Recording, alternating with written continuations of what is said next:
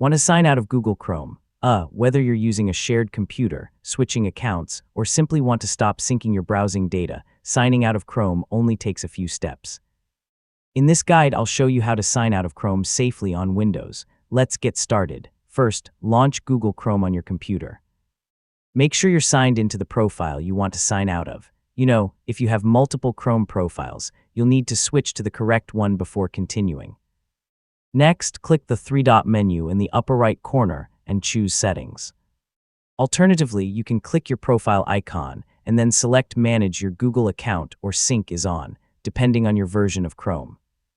In the You and Google section, select Turn Off next to your synced account if Sync is enabled. Chrome will ask you to confirm your choice. Turning off Sync signs you out of Chrome on that device, while giving you the option to keep or remove your local browsing data.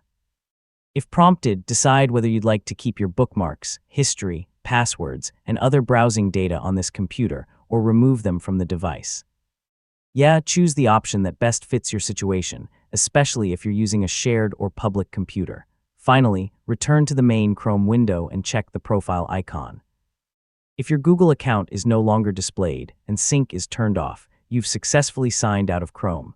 You can sign back in at any time using the same or a different Google account. And that's how to sign out of Chrome. Signing out is a simple way to protect your privacy, especially when using a shared computer or switching between different Google accounts. Thanks for watching, and I'll see you in the next tutorial.